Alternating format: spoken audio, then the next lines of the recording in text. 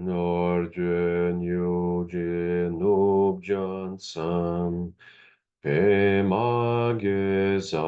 Dom Pola Yatsen Chogin Yodromye Pemajun Eshek Sudrag Cordo Candromam Pecor Ceci Jesu dag drupčil, Džinži lopčir šeksu sol, Goro pe masi hon. Honor geniu genub jansam, Pe magezar dom pola, Yatsen chogin yodrumye, Pe majun eshek sudra, Cordo candro mampecor, Ceci Jesu dag drupčil, Ginge lopcir sol, Goro pe masi hon. Honor geniu genov jansam, Pe magezar dom pola, Yatsen chogin yodrumye, Pe majun eshek sudra, Cordo candro mampecor, Ceci Jesu dag drupčil, Ginge lopcir sheksu sol, Goro pe masi hon. Sanje chodan sochi chonam la, Jancho bardo dagne chapsuachi, Dage jen soji personanchi, Drola penchir sanje dropa harshok. Sanje chodan sochi chonam la, Joncho bardo dagne chapsuachi, Dagi jing soji personanchi, Drola penchir sanje dropa harshok.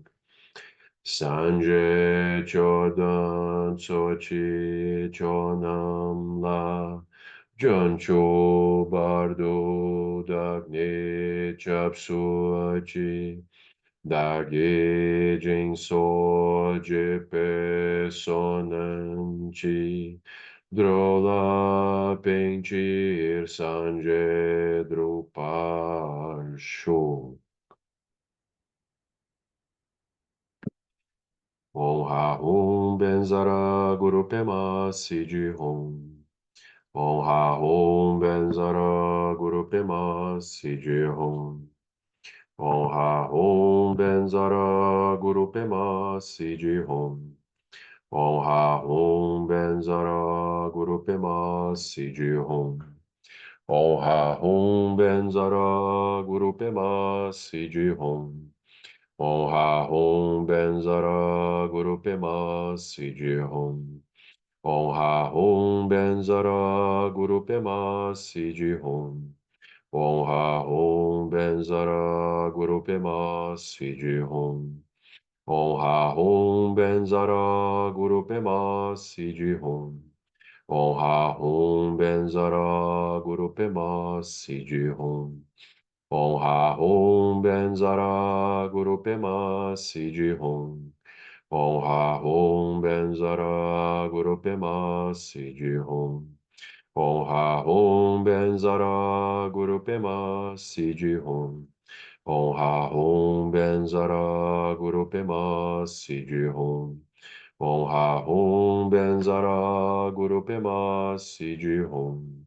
Om Ha Om Benzara Guru Pema Sidi Hum. Om Gate Gate Para Gate Para Samgate Bodhi Soha. Om Gate Gate Para Gate Para Samgate Bodhi Soha. Om Gate Gate Para Gate Para Samgate Bodhi Soha. Om Gate Gate Para Gate Para Samgate Bodhi Soha. Om Gate Gate Para Gate Para Samgate Bodhi Soha. Om Gate Gate Para Gate Para Samgate Bodhi Soha. Boa noite. E aí, pessoal, tudo bem? Muito bem, friozinho pelo nosso Brasil, pelo menos uma parte dele, né? Ó, a Nordeste não tem frio, interior de São Paulo também não tem frio direito, né? Tem, a Glenda tá dizendo que sim. Ai, ai. É, muito bem. A gente aqui essa semana vai receber o Lama, né? A partir de sexta-feira. Retiro no Abirate, sexta, sábado, domingo, segunda e terça. Então, quem puder vir, que venha. Quem puder acompanhar online, que acompanhe. Quem não puder fazer agora, faz mais para frente online, né? Então, muito bom. Lama vai trabalhar a noção dos 5 obstáculos. É uma das. Tem muitas. O budismo é cheio de classificações, né? Então, uma delas, que aparece especialmente nos textos do Cânone Pali, é essa noção de 5 obstáculos que impedem, né, o avanço na prática, o avanço, né, no caminho. Bem interessante. Assim, o Lama já trabalhou isso nos estudos de aprofundamento, né, ano passado, esse ano, mas aqui vai ser um retiro mais focado nisso. Vamos ver. Vamos ver o que nos reserva. Então, a gente vai seguir com o nosso texto, que semana passada vocês me enrolaram, a gente não avançou uma linha do texto, né? Ficou falando de coisas importantes, como sempre, mas a gente não avançou no nosso texto. Então, lembrando, o texto é a transcrição do retiro que o Lama ofereceu no Rio de Janeiro, 2023, 7 e 8 de outubro. Então, para quem está com o texto, a gente está na página 81. Eu vou pegar ali daquele item recapitulando, 3.5.6. Então, a gente retorna um pouquinho para ver o que a gente fez. Nós estamos com as 8 consciências e agora nós atravessamos com Shamatha. O que significa atravessar? Eu abandono os referenciais de olhos, ouvidos, nariz, língua e tato e as sensações de gostar ou não gostar. Eu estabilizo a mente e, de Shamatha, eu passo a operar Rigpa, que vê os estados mentais e vê a energia e observa todos os movimentos. Como é que a gente consegue observar todos os movimentos? Porque a gente simplesmente para. No estado parado, você vê qualquer outro movimento. E aí começa essa aventura da consciência, que é o aspecto interno. que é o aspecto central aqui do texto, iluminação da sabedoria primordial. Sendo que a gente poderia dizer que o aspecto principal desse ensinamento já vem direto, quando ele diz para nós localizarmos a mente livre de características. Ele vai apontar essa mente livre de características como o derradeiro Dorjedrolo. Então, nessa localização dessa mente, quando nós repousamos sobre essa mente livre de características, todo o resto vai decorrer de modo natural. O restante do texto é uma ação a partir dessa mente livre de características. Aí nós começamos a olhar o que é que seria essa mente. Nós começamos a olhar para dentro dela, e aí tem 4 etapas.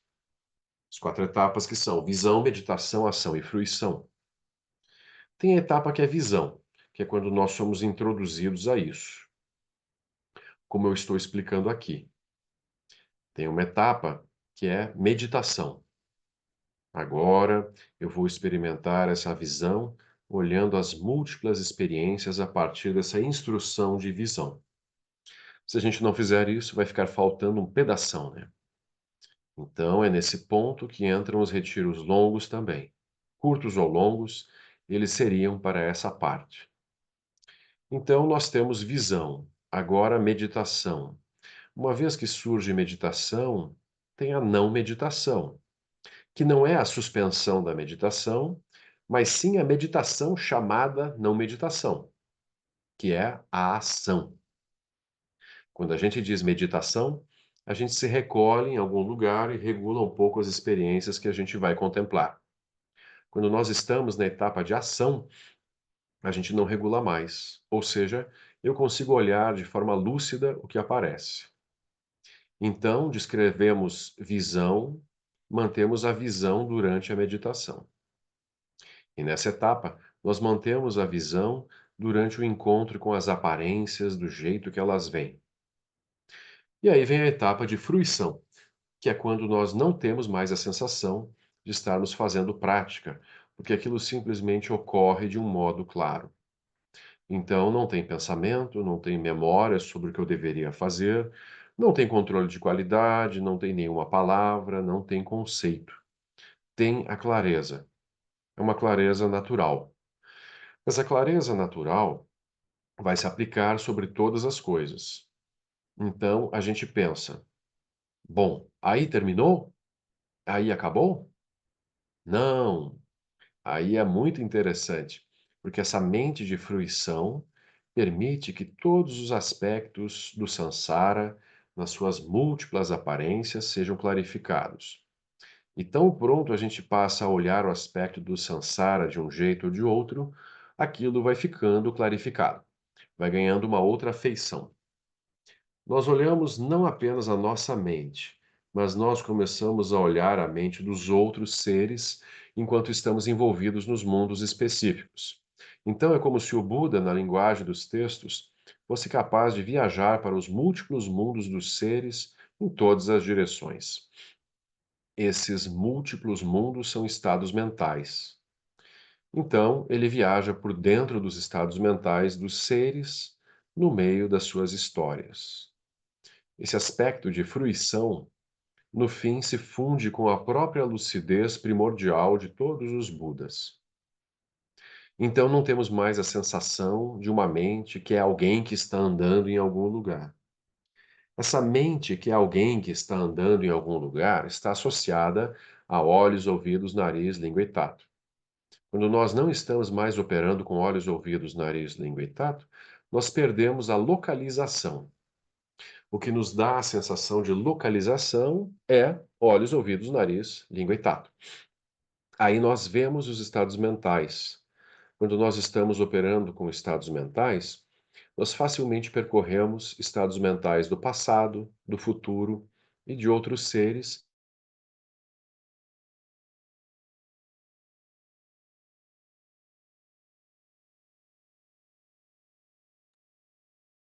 Eu parei de operar aqui por olhos, ouvidos, nariz, língua e tal, né? Me empolguei com o texto e ele desaparece. Isso que dá, né? Então, nós perdemos a localização. Aí nós vemos os estados mentais. Quando nós estamos operando com estados mentais, nós facilmente percorremos estados mentais do passado, do futuro e de outros seres que estão operando com outros estados mentais. Só que os outros seres, a gente vê, não são os outros seres, são outros estados mentais. Então, os outros seres se fundem conosco enquanto estados mentais que nós estamos percorrendo. Então, a noção separativa vai se diluindo. Então, aqui, esse ponto, provavelmente todo mundo já ouviu mais de uma vez sobre visão, meditação, ação e fruição. Então, essas etapas, assim, tão claras. Alguém tem alguma questão? A visão, o que é a visão? Como determinar a visão correta? Né? A visão do Sutra do Coração da Prajnaparamita, é a visão do texto Iluminação da Sabedoria Primordial. A gente precisa ter clareza sobre a visão correta. Então, isso é essencial, para isso que a gente estuda, pergunta, participa, contempla as coisas até ter uma clareza da visão. Aí, tendo a visão, a gente precisa estabilizar a visão, realizar a visão através da meditação. Aí é uma longa, longa, longa etapa, né? Então, como o Lama lembra, nessa etapa a gente vai fazer o máximo de meditação que a gente puder. Quem puder fazer retiro, ótimo. Quem não puder fazer retiro, vai fazer em casa mesmo, tentando aumentar, né, os tempos de prática. Isso é super importante. Quanto mais a pessoa puder aumentar a etapa da meditação, ela se coloca, né, mais aberta, né, para realizar a visão de modo perfeito. Então tem mais oportunidade, assim. Então a meditação é essencial. Aí vem a ação no mundo, em que eu estou tentando o tempo todo integrar a visão correta em meio às aparências. Então, como o Lama ali coloca, né, a gente não vê mais as próprias identidades, as próprias manifestações como algo real, fixo, né? Mas apenas como estados mentais, tanto os nossos quanto das pessoas ao redor. O tempo todo está todo mundo flutuando em incontáveis estados mentais, agradáveis, desagradáveis, indiferentes, emoções perturbadoras, né? Olimpíadas, aquilo vem, passa como um sonho, as pessoas se envolvem, torcem, choram, riem, né? Aquilo surge como um evento assim mental e da mesma forma como vem, vai. E o tempo todo tudo é assim para todo mundo. A gente reconhece isso dessa forma em meio às aparências. Isso é ação no mundo lúcida. E aí a fruição é quando você tem a perfeição disso. Ou seja, você não perde mais a visão, né? A visão não oscila mais. Então é simples, né? A estrutura do caminho. A gente daí precisa trilhar cada etapa adequadamente. Então, algumas pessoas acham que não precisam meditar. Isso pode ser. Tem pessoas que podem realizar a visão sem meditação, mas é muito, muito, muito raro. Da mesma forma, se a gente não aproveitar bem o Dharma que a gente já aprendeu e tentar integrá-lo, né, o tempo todo nas ações do dia a dia, fica também né, um abismo entre o mundo do budismo e a vida real. Então a pessoa vai no final de semana para o SEB ou um dia da semana e acha aquilo maravilhoso, encontra a sanga, tudo faz sentido, mas aí nos outros dias da semana pode ser que ela não consiga acionar os ensinamentos e, e entre, né, em paisagens sansáricas, né, dos seis reinos e fica operando ali quase que o tempo todo. Então, está faltando essa etapa, né, de integrar os ensinamentos na vida cotidiana. Essencial também. Então, a gente precisa das pequenas oportunidades, né? Observar como as emoções brotam, como que a raiva surge, como que o desejo surge, como que a preguiça surge, como que a inveja surge, como que a carência, o orgulho, a ignorância. Então, a gente precisa o tempo todo contemplar os seis reinos no dia a dia. Aí a pessoa anda rápido. Se a pessoa conseguir o tempo todo observar o que está acontecendo na vida dela, integrando, aquilo anda mais rápido. Até aqui tudo bem, né? Essa parte já está toda resolvida. Agora que vem o sutil aqui, ó. Clara luz mãe e clara luz filho. Isso aqui está virando uma coisa, parece quase que espírita aqui, ó. Clara luz mãe, né?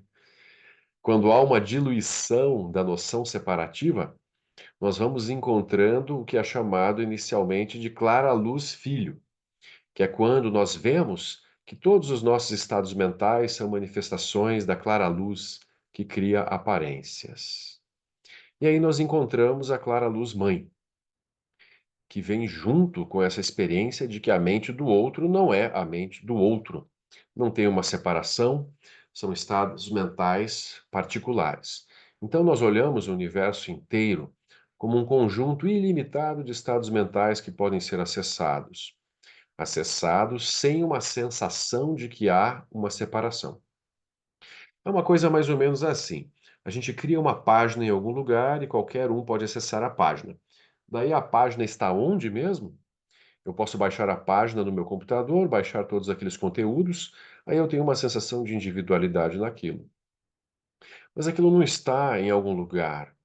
Aquilo são estados mentais que eu vou acessando.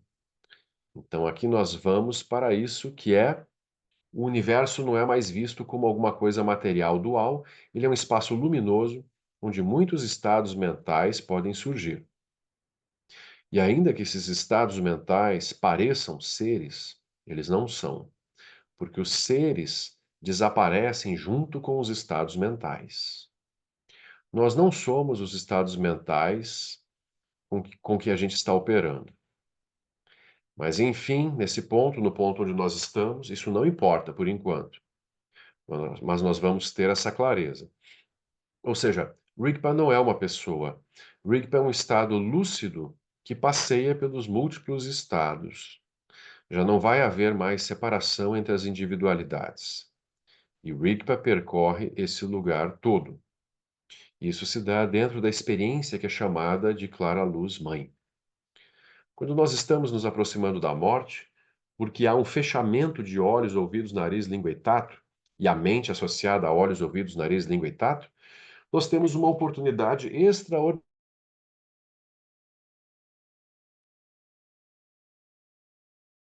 Bom, estamos com interferências aqui, interferências.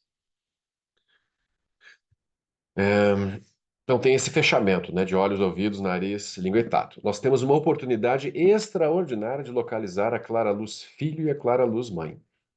É o melhor que a gente pode fazer, antes mesmo de morrer. Se a gente está no meio da morte, aí isso também pode acontecer.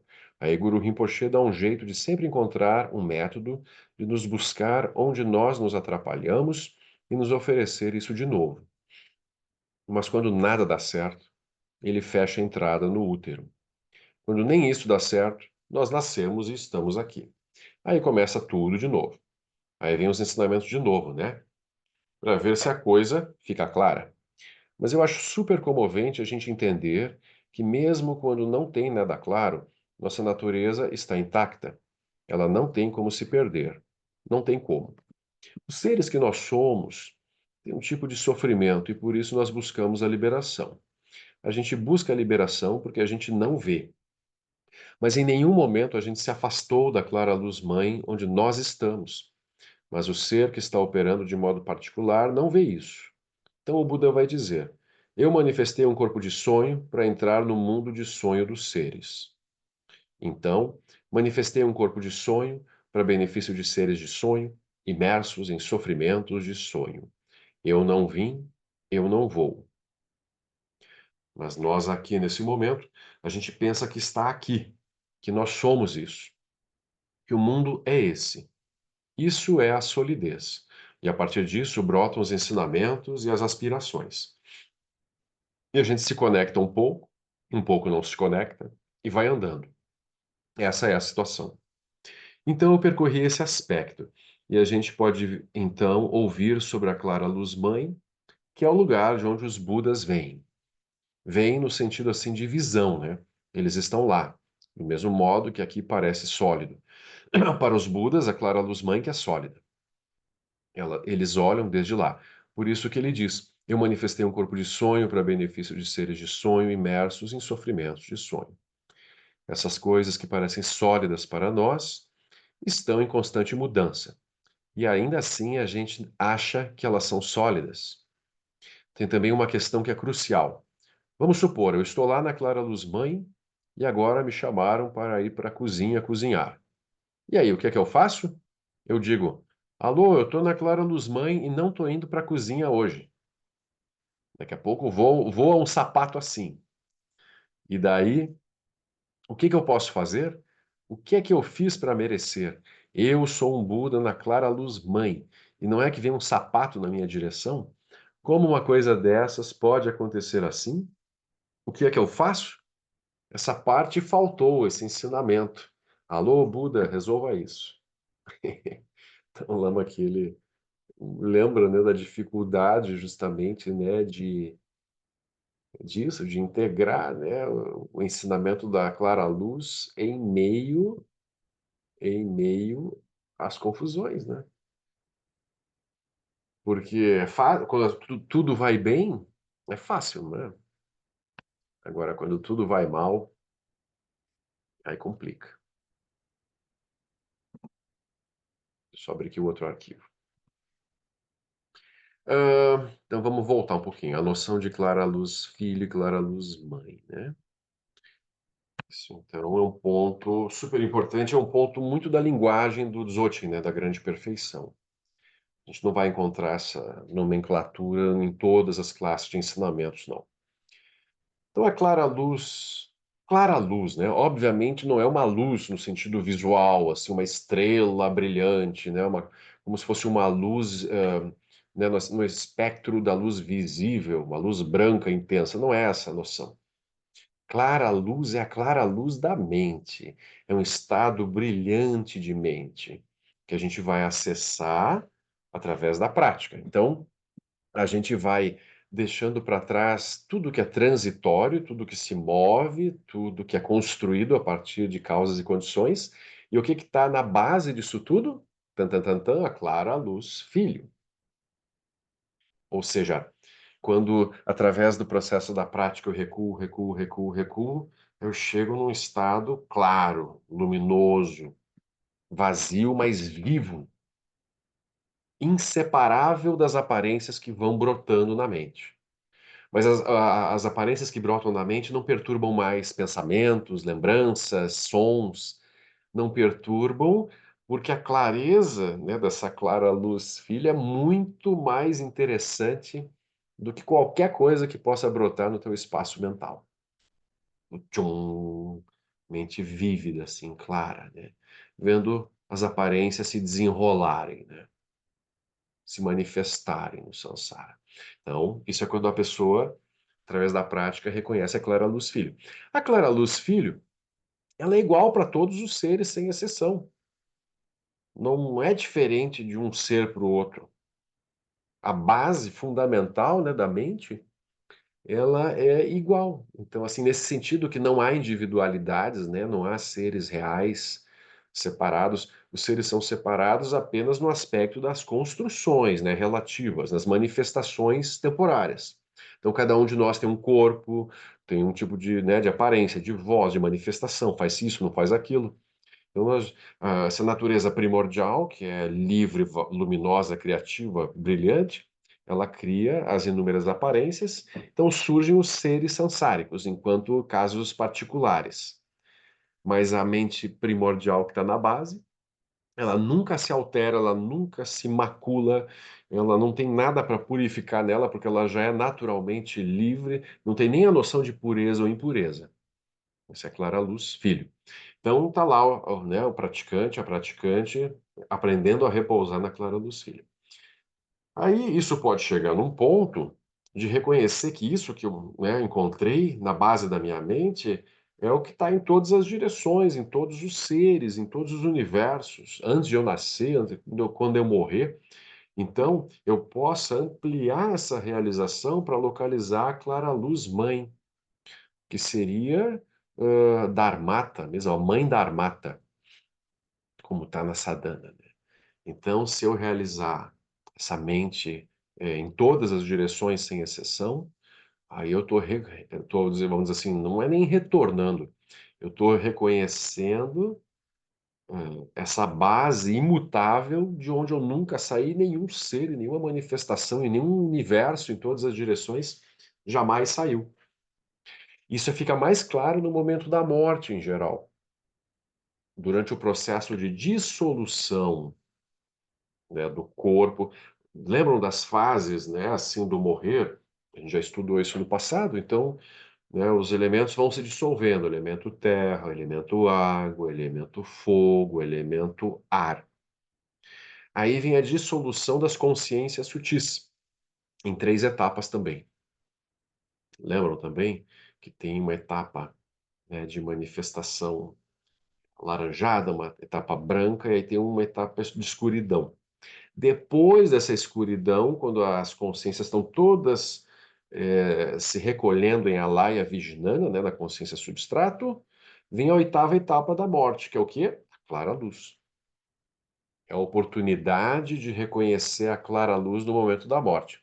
Nesse momento, como o corpo já não está mais operando, não tem mais olhos, ouvidos, nariz, língua e tato, então a mente está apenas no aspecto abstrato, né, o aspecto sutil mental. Então, é mais fácil, assim, reconhecer a clara luz, mas também é mais volátil, porque a mente pula para lá e para cá. Então, se a pessoa nessa 8ª etapa, né, do processo da morte, ela reconhecer a clara luz, ela pode repousar nisso, e isso pode, sim, funcionar tão bem ao ponto, por exemplo, da pessoa atingir o corpo de arco-íris, em que o corpo se dissolve, né, nos elementos, dependendo da estabilidade do samadhi, e dependendo de outras causas e condições também, se aquele yogi yogini, eh, vamos dizer, se ele ficou especialmente longos períodos em prática, distante das pessoas e do mundo, ele tem uma chance maior de alcançar o corpo de arco-íris na morte. É como se ele tivesse menos envolvido, né, com histórias do mundo. Então é mais fácil de dissolver tudo na clara luz. Ou pode ser que esse Yoga Sayogini não chegue a realizar o corpo de arco-íris, mas permaneça em Samadhi, né, repousando na clara luz por dias ou semanas. Por exemplo, hoje é o aniversário de nascimento de Shagdu Tulku Rinpoche, o 16º Shagdu Rinpoche, né, que morreu em 2002, aqui no Brasil, lá em Três Coroas, no templo do Kadroling. E Shagdu Rinpoche, no dia da sua morte, né, que foi no mês de novembro, ele ficou cerca de 3 dias, né, assim, em meditação. Já, por exemplo, o Gyatro Rinpoche, que morreu, se não me engano, ano passado ou retrasado, acho que foi ano passado, a prática dele durou cerca de 20 dias, né, nesse estado após a morte clínica. Então, isso é um sinal de que aquele praticante conseguiu repousar na clara luz por um tempo longo até a morte acontecer de modo perfeito. Isso é um sinônimo de iluminação. O ser se iluminou completamente naquele momento final. Aí, se não houver a iluminação ou reconhecimento da clara luz nessa etapa do morrer, aquilo pode acontecer também no bardo de Dharmata, que é muito rápido, sim, em geral é difícil de reconhecê-lo, que é quando aparecem as deidades pacíficas e iradas, conforme descrito no livro tibetano dos mortos, né, no Bardo Todrol. E se não houver esse reconhecimento no bardo de Dharmata, pode haver o reconhecimento no bardo do vir a ser, que vem depois. Se não houver o reconhecimento da clara luz no bardo do vir a ser, aquilo pode-se tentar fechar as entradas, né, nos 6 reinos, fechar as portas para o útero, como se diz, ou seja, não nascer. Então, lembrar dos ensinamentos e não ser arrastado para qualquer uma das possibilidades de renascimento nos reinos e se libertar desse bardo. Nem pode acontecer. Por último, se a gente não conseguir fazer isso, a gente, né, aspira por um bom renascimento, um renascimento numa região em que o Dharma possa ser praticado, onde a gente possa encontrar, né, os ensinamentos e assim por diante. Então, isso tudo é o processo, né, de praticar e tentar realizar Clara Luz Filho primeiro e Clara Luz Mãe como a realização última, assim, de que tudo é isso. Tudo bem?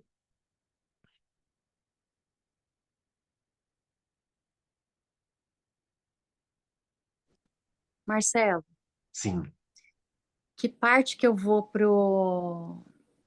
para as terras puras? Sim. Então, se a pessoa não seguiu o trajeto comum, né, de renascimento no Sansara, vamos dizer que ela está lá morrendo, ela está lá recitando o nome do Buda Amitabha ou lembrando dos ensinamentos sobre a terra pura do Buda Amitabha ou outra terra pura de Guru Rinpoche, de Tara Vermelha, de Akshobhya, ou seja lá qual for.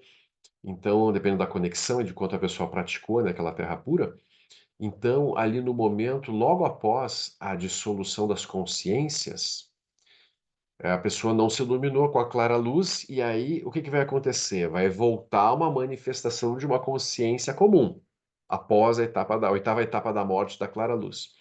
Só que como esse ser, ele tem essa conexão, né, com aquela terra pura, ele não vai aparecer no bardo do vir a ser, sabe, perdido, procurando um lugar para renascer. Ele surge imediatamente na terra pura, após a oitava etapa da clara luz. Ele surge, ele começa a ver a terra pura do Buda e começa a se manifestar lá. E aí no Sutra de Amitabha se descreve, né, dependendo do grau de dificuldade que a pessoa teve, assim, como que ela surge na terra pura. Tem até isso eles descrevem. Por exemplo, aquele ser, ele fica dentro de uma flor de lótus, às vezes por um tempo longo, até ele poder realmente é, se manifestar livremente na terra pura, como se tivesse um período de maturação lá. Não é um útero, mas é uma flor. Olha que interessante. Isso tem essas descrições no Buda Dharma, a gente já leu assim em grupo, em capítulos anteriores. São vários sutras, né, de Amitabha e de Sukhavati, né, a terra pura de Amitabha, e lá tem essas descrições de como que ocorre, né, esse renascimento na terra pura. Tá bem? Vamos lá, né? Melhor é resolver em vida, não deixar para a morte, hein? Não deixar para o último recurso, assim, né? Tentar resolver antes, né? Pagar as boletas em dia, né? Senão, às vezes, o juro tá alto. Aí você vai pagar o boleto, ele tá vencido, aí não pode pagar online, aí você tem que ir lá na repartição tirar a segunda via. Então é melhor pagar antes, né? Deixar para os últimos momentos. Muito bem, daí o Lama avança assim, ó. Transformando as oito consciências nas cinco sabedorias e nos quatro corpos da iluminação. Página 83. Eu acho super importante a gente entender como que as oito consciências, que são o sansarão básico, se transformam nas cinco sabedorias e nos quatro corpos da iluminação. Porque nós não estamos buscando um lugar que seria a clara luz mãe, que é separado das oito consciências. Nós buscamos ver as oito consciências, ou seja, as coisas comuns, desde a perspectiva última. Então, em vez de pensar o mundo comum é o mundo comum e existe um mundo espiritual maravilhoso, eu desenvolvo a visão de como o mundo comum é o mundo espiritual maravilhoso, do jeito como ele está se apresentando. Sem eu precisar tirar sapato, botar sapato, aquele mundo, ele assim mesmo é completamente perfeito. Essa é uma parte que eu considero muito importante, porque ela nos permite a reinserção. Como é que o Buda aparece dentro do mundo? Como é que ele vai manifestar um corpo de sonho no meio de um mundo de sonhos e seres de sonho? Como que ele faz isso? Ele faz isso acessando as oito consciências. O Buda vai manifestar olhos, ouvidos, nariz, língua, tato e mente. Vai manifestar uma identidade e vai andar por dentro das bolhas, sem se perder. Como é que é isso, pessoal? Nós, quando vamos para dentro das bolhas, nos perdemos total. Então, como é isso? Então, da próxima vez que eu vier ao Rio, não, vai ser hoje, né? Não, não vai ser, não, vai ser hoje, é hoje. Essa é uma parte super importante. Nós estamos lá assim. Aí como é que a gente volta e manifesta um corpo de sonho em meio a seres de sonho, em seus sofrimentos de sonho? Como é que é isso? Aí vem a etapa de purificar as oito consciências. A gente começa purificando as 8 consciências. A gente começa lá com a bolha. Vocês podem pegar qualquer bolha, qualquer uma serve. Bolha significa: eu trabalho no Banco do Brasil de segunda a sexta, eu faço isso e aquilo. Essa é a nossa bolha. Teve um tempo que tinha umas pessoas, uns viajantes, que paravam na praça, abriam um pano, traziam uma serpente, mostravam coisas e vendiam coisas, era mais ou menos assim. Aí o Buda apareceu na praça. O que é que vocês têm aí? Ah, eu tenho o Sansara. Serve. Qual é a sua bolha? Essa serve.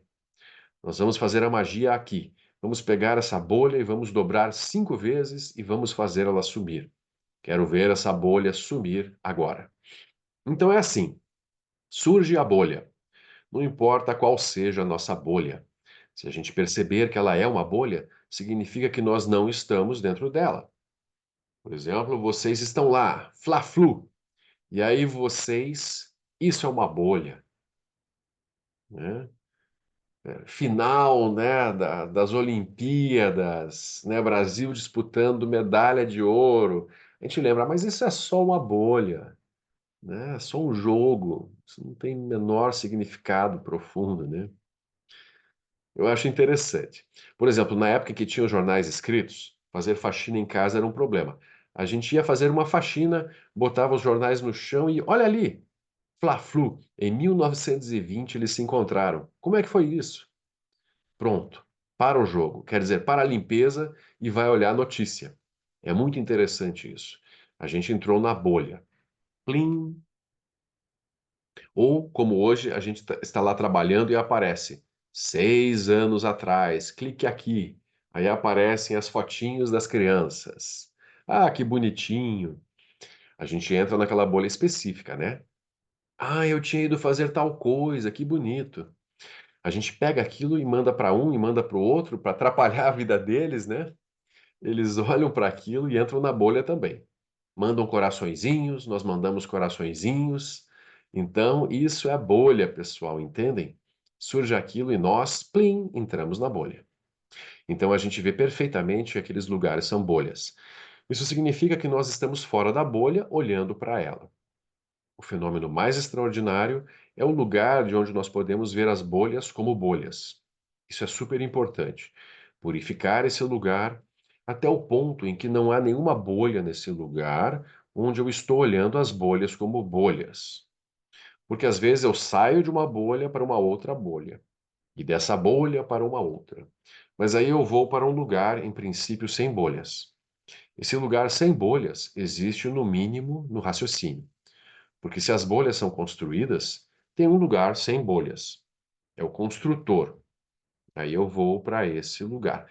Porque, por exemplo, se eu estou numa bolha, e aí eu olho de fora para essa bolha, mas criticando a bolha que eu estava, isso é outra bolha. A gente faz muito isso, né? A gente, por exemplo, está numa bolha atual, a gente olha para as nossas bolhas passadas e a gente critica, né? Puxa, por que que eu fiz isso? Por que que eu agi assim? Eu deveria. Né? Então tem um processo assim de melhoria contínua das bolhas. A gente tenta, né, aperfeiçoar as bolhas assim e se dar cada vez melhor no samsara. Então, estou numa outra bolha. Mas aqui não, aqui eu vou aprender a olhar a bolha apenas como bolha e não substituir uma bolha por outra, né? Ou seja, quando eu estou operando apenas a partir das consciências sem ter clareza disso, eu estou na bolha. Consciência visual, consciência auditiva, consciência olfativa, consciência gustativa, consciência tátil, consciência mental comum, raciocínios, consciência aflitiva, consciência sensação de ter um eu, a sétima, e consciência substrato, a Laya Vijnana, que é a base, é a base fundamental de onde brotam os cenários, as aparências. Por exemplo, tudo que eu vejo ao meu redor, parede, geladeira, etc., de onde isso brota? Brota inseparável do meu Alaya Vijnana. Então as aparências são diferentes para cada um, porque cada um tem uma consciência substrato formada a partir de uma acumulação infinita, né, de marcas mentais em muitas vidas, e isso que a gente manifesta no momento é uma regiãozinha de Alaya Vijnana. Nasci como um ser humano, então, ou seja, É como se uma ondinha surgiu no oceano de Alea Viginana, me conduzindo a nascer como ser humano, num corpo específico, em tal data, em tal horário, com tais características. A pessoa nasce com uma configuração e ela opera com aquela configuração, mas aquilo é um estado particular, muito específico de uma vastidão de marcas mentais que a gente tem por base. Cada vida é isso, são ondinhas, ondulações em Alea Viginana. Então a gente aprende a reconhecer isso e reconhecer a base que está além de Alaya Vijnana.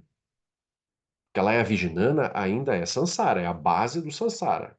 Ou seja, é o conjunto dos condicionamentos. Agora, a gente está tentando localizar aqui a mente primordial, Rigpa, que vem antes de Alaya Vijnana. Ou seja, a Alaya Vijnana está permeada por Rigpa.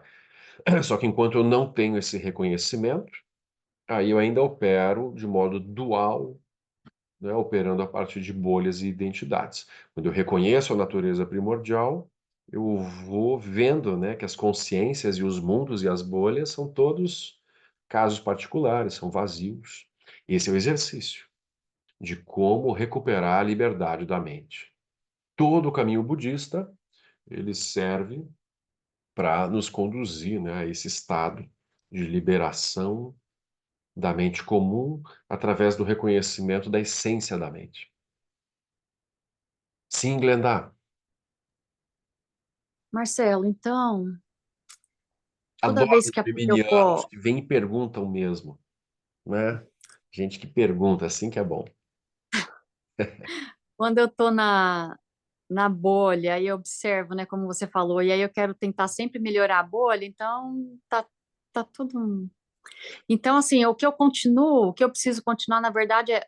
Ah, caí de novo, entrei, olha só como eu entrei, aí tem uma hora que eu vou perceber que aí eu não vou entrar mais, é isso. Porque enquanto eu É. eu olhar, entrei, aí eu quero mudar aquilo, ser diferente, eu tô também. Eu tô no Sansara. Claro que como o Lama sempre diz, é melhor construir um Sansara bom, favorável, amoroso, compassivo, do que um Sansara do reino dos infernos. Então, vale a pena você dar uma lustrada na tua bolha, assim. É bom, é melhor. Mas ainda assim não é a liberação, não é só uma bolha, aquilo tem começo, meio e fim também. Você constrói uma bolha toda bonitinha, toda cheia, né, de detalhes, etc. Mas aí vem as guerras, as catástrofes climáticas, as pandemias, e aquilo passa por cima da tua bolha que nem um trator, né? Então a gente não pode se fixar nas bolhas, mesmo que elas sejam muito legais, muito favoráveis, muito positivas. Por exemplo, eu lembro de uma notícia uns anos atrás, o monastério de Trango Rinpoche, no Nepal, eles estavam lá praticando, fazendo prática, e teve um terremoto, o teto caiu na cabeça deles, no meio da prática, gente. Então, assim, pô, quer uma bolha mais adequada, né, e favorável do que está dentro de um templo, praticando em grupo? Mas não adianta, a causalidade está operando independente do que os seres estão fazendo ou deixando de fazer. Aí eles morreram soterrados, né? Morreram no templo, né? Uma morte plus, assim, morte chique. Mas ainda assim foi uma morte. Então é bom sim construir boas coisas, mas não é. O exercício principal é olhar a região de onde brotam as bolhas. É, porque senão a gente se perde demais, né? Que você olha a região, mas aí você quer né? Sim. Que ela surge de uma forma um pouco melhor, eu não cair tanto, né? É. Mas aí a gente pode se perder muito de querendo, né, surgir melhor, né? E E esquecendo o objetivo final, que é ficar sair, nessa né? busca por aperfeiçoamento. O Hum. aperfeiçoamento é infinito. E tem esses probleminhas. Eu estou lá no processo de aperfeiçoamento, mas de repente vem um tsunami e me varre daquela vida e aquele corpo vai-se embora. Eu vou de novo eu lá para o bardo, renascer. Quem sabe se eu vou encontrar o Dharma de novo ou não. Eu tenho meus méritos, né, que impulsionam um novo renascimento favorável, porque eu fiz práticas e etc. Mas não tem garantia de nada. Então, melhor do que purificar e fazer tudo muito lindo e maravilhoso, é ter clareza sobre os processos em que quer as coisas estejam bem, ou seja, uma bolha favorável, ou quer seja uma bolha horrível de campo de concentração, de guerra, de doença, etc., eu estou lúcido. Não importa qual seja a construção externa, minha mente não se abala diante das aparências. Isso é a liberação. Legal. Então, com os problemas comuns do dia a dia, é claro que a gente vai ter que tomar decisões causais, procurando, né, escolher um caminho bom, favorável para todo mundo, mas o ideal é que enquanto eu faço isso, eu também estivesse reconhecendo essa região livre das bolhas. Porque daí eu posso fazer a coisa sem grande apego, fixação, eu não sofro. Quando a gente está tentando melhorar as bolhas sem ter lucidez e liberação das bolhas, aí a gente vai se frustrando. Aí a pessoa vai, se esforça, se esforça, se esforça, se esforça, e tem uma hora que ela desiste. Porque as bolhas não tem como mantê-las assim no estado ótimo, maravilhoso, por um tempo muito longo. Sempre vai ter algum problema. É dukkha, né? Aquela primeira nobre verdade. Sansara é dukkha. Enquanto eu operar com a mente dual, sempre vai ter insatisfação. A insatisfação é garantida, né? Aquela coisa, né? Insatisfação garantida e o seu renascimento de volta. Você fica insatisfeito na próxima, numa vida e ainda está garantido o renascimento na próxima. Então, esse é o samsara, né? Operação dual, operação confusa. E lembrando que o samsara é apenas uma mente confusa. O samsara não é um lugar, o samsara não é uma maldição, não é uma praga, não tem um grande complô cósmico da luta do mal contra o bem para nos manter presos e tentar nos desviar. Na visão budista não tem nada disso, não tem ninguém tentando assim, né? Esperando que a gente retorne para algum lugar. É uma questão assim de enxergar as coisas como elas são ou enxergar a partir de uma visão confusa. Então, o samsara é a visão confusa, a iluminação é a visão lúcida, que meramente vê as coisas surgindo através da originação dependente, ou seja, uma cadeia infinita de causas e condições que vão construindo mundos. E enquanto isso acontece, vendo a vacuidade e a luminosidade como a matéria-prima disso, né? Desse processo de originação dependente, não se enganando, não se prendendo em momento algum a qualquer aparência que surja. As muito agradáveis não te seduzem, as muito horríveis não te apavoram. Você sorri para tudo que surge e segue fluindo, né? Nessa manifestação infinita de mundos ajudando os seres. O Buda poderia não renascer, mas ele renasce para ajudar os seres. Para ajudar. Olhem, eu vi, vejam também, né? Acordem. É uma coisa relativamente simples assim, né? Então, esse é o processo. Mariana, Oi, Marcelo. Boa tudo bem? noite. Sobre essa questão, então, que você estava falando, de Dukkha, né, do Sansara, deixa eu botar aqui a telinha, peraí. Então, eu estava pensando o seguinte, estava pensando, né? Eu estava, porque você estava falando, que a gente, com relação ao que a amiga colocou ali, né? Realmente, essa nossa tendência enquanto praticante de querer melhorar a bolha, né? E aí eu fiquei me perguntando,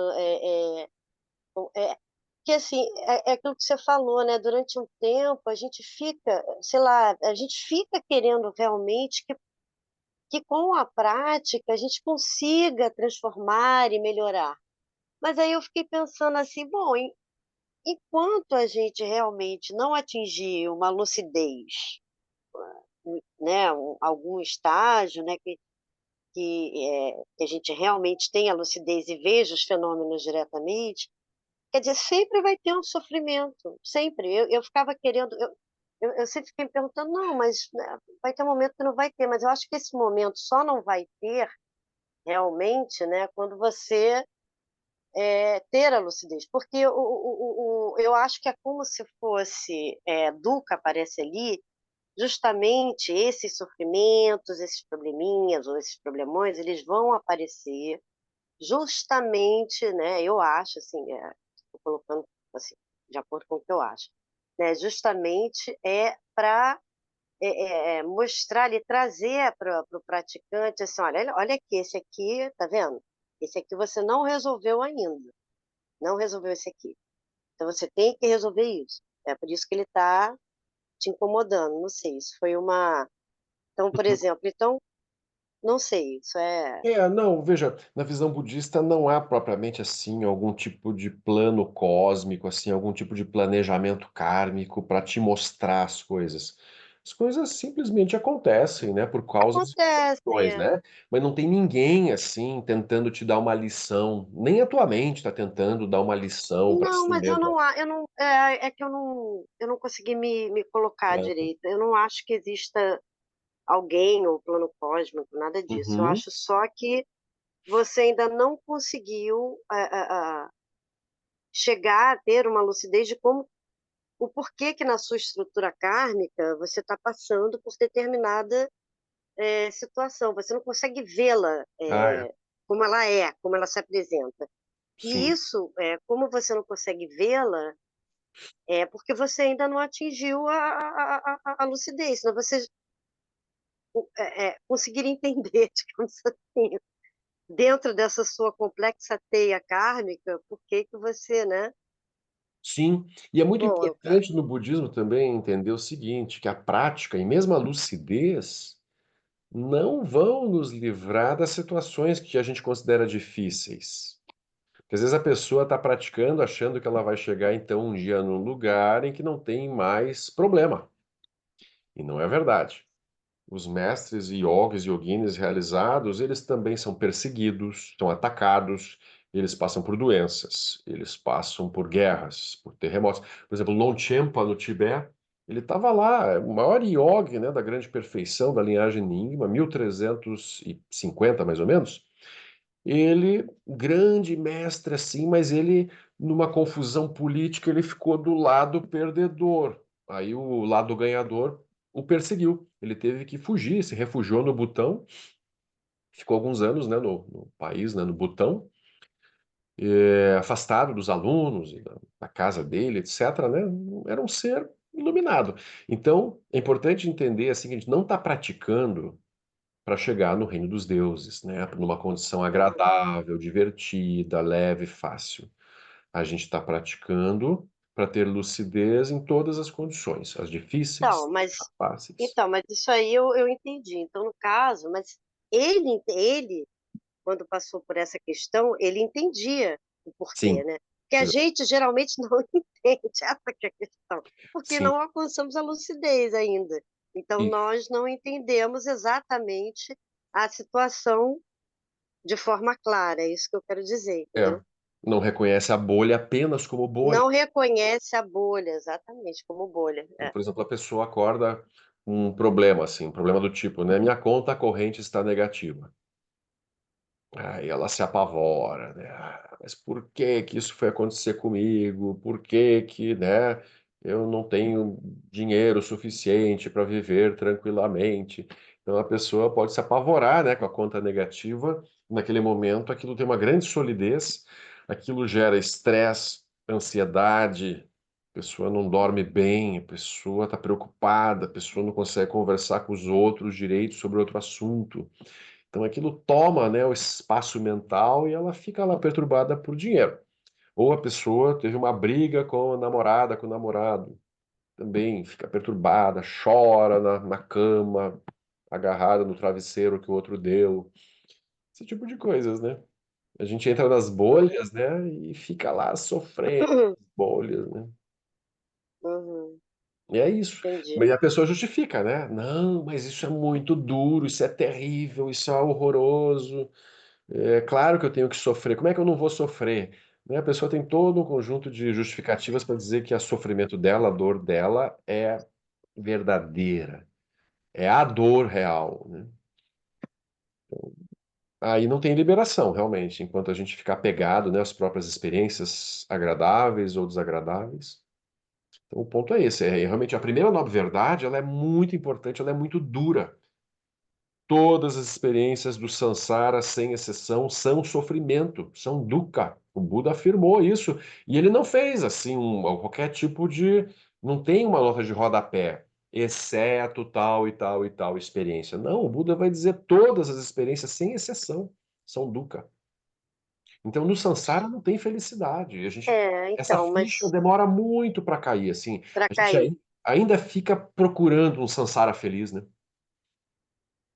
Então, mas quando ele diz isso justamente se referindo ao samsara, porque quem atinge a lucidez, a iluminação, ela simplesmente não cai nessas armadilhas, né? Ela Nunca vai mais. entender exatamente. Essa que é Sim. É por simples, isso, né? é por isso. É simples, assim, na verdade, Era para ser simples. o É para ser raciocínio, o simples. raciocínio do Buda é simples. Por que que a gente não consegue implementar imediatamente as quatro nobres verdades? A pessoa poderia ouvir as quatro nobres verdades e alcançar a iluminação, como tem vários relatos nos sutras, os primeiros discípulos do Buda, quase todos alcançaram a iluminação com muito pouco tempo de prática.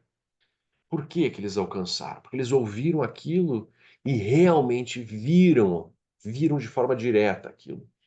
Então, em geral, a gente não vê porque ainda a gente ouve, os ensinamentos estão no nosso Alaya Viginanda, eles estão na nossa mente, mas a nossa mente não está focada 100% nos ensinamentos. Os ensinamentos estão sendo, estão ocupando um espaço da mente, mas aquele espaço está sendo dividido com um monte de bobagem, confusão e tranqueira. Então a Hum, pessoa pensa assim, sim, a primeira nobre verdade faz sentido, mas ainda assim, eu acho que isso eu preciso de verdade. Ah, sem café eu não vivo. Ah, sem chocolate não dá para ir para frente.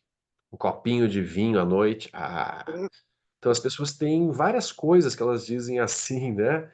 Não há vida além da cafeína. Ou não há vida além de uma relação amorosa satisfatória. Tem várias coisas, né? Então, uhum. a gente vai olhar para isso tudo e vai entender que os alunos do Buda que se iluminaram rápido são aqueles que olharam através do Sansara, deixaram de tomar refúgio no Sansara e repousaram, né, na compreensão das quatro nobres verdades, realmente assim. Uhum. E de novo, como o Sim. Lama sempre coloca, aí de novo, não é assim que se libertar é ter que se afastar das coisas, das pessoas, dos lugares, de modo algum. Mas de novo, é sair da bolha, é o olho interno, né? É o olho interno que reconhece as coisas apenas como são. Esse é o exercício, a gente repete É, isso 1 bilhão de vezes, né? tem uma questão também aí já na gente, nos ocidentais também, que já tem uma questão muito energética também.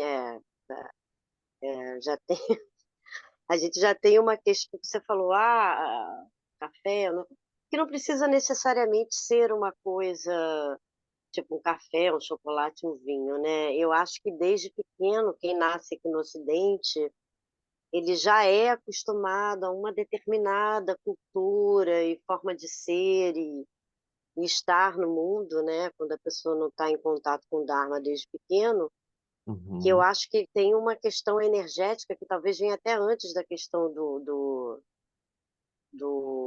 quer dizer, sempre vai ter, né? Anda tudo junto. Mente, Tudo energia e junto, né? corpo são inseparáveis. Então, nós estamos amarrados nos três níveis. Estamos amarrados à dependência física, dependência energética e dependência mental. É nos três níveis. Uhum, E no Oriente também. Não pense que no Oriente eles estão melhor, não. Mesmo aqueles que têm o Dharma desde pequenos, eles podem apenas olhar o Dharma como um conhecimento ou como uma religião externa. Para 1 milhão de praticantes, talvez um alcance a lucidez mesmo, né? Te vê como não é tão simples. uhum, Senão, todo mundo que fosse monge ou monja no Tibete ou na Índia, por exemplo, não alcançaria a liberação rapidamente, e não acontece. Eles uhum, têm comportamentos sansáricos comuns, aí às vezes eles vêm para o Ocidente, aí eles ficam maravilhados, né, com o capitalismo e querem comprar um pouco de tudo e também, sabe, se perdem, né, no meio das coisas. Então é uhum. muito comum isso. Entendi. Mas as instruções são as mesmas, não importa, né, na África, na América, na Ásia, na Europa, as instruções são as mesmas. Se você tem uma mente humana, o caminho é o mesmo de prática, né? Só as bolhas são um pouco diferentes, né? Cada um está preso em bolhas um pouquinho diferentes. Então, vamos que Uhum. vamos, né? Então, Ótimo. semana que vem não teremos o estudo, porque vai ser o finalzinho do retiro com o Lama Santa aqui no Abirate, né? O Lama vai Desculpa, na segunda ainda vai estar andando o retiro, né? Vai terminar na terça. A gente vai pular a semana que vem, daí retomamos na outra. Tá bem? Que os méritos deste encontro se expandam e toquem a todos, que o Mestre Universal da Paz e da Compaixão, Sua Santidade o Dalai Lama, juntamente com todos os mestres de todas as tradições que veiculam esta mensagem, tenham longa vida. Que todos estejam a salvo de gerar pensamentos negativos, obstáculo mais destrutivo. Que estes pensamentos nunca surjam em nossa mente. E que todos os seres também estejam livres de pensamentos negativos. Ken lop cho son rain lo che zan ling sa sun cha par dro ju chok son nang wat me drau do sung ele shu. Então, boa noite para nós. Para quem vier até sexta-feira. E Boa noite, Marcelo. Tchau, gente. boa noite, queridos. Boa noite, gente. Boa noite, Marcelo. Boa noite, tchau, Tchau. tchau. Aproveitem o Boa noite, friozinho. Marcelo. Boa noite. Boa noite, Juliana.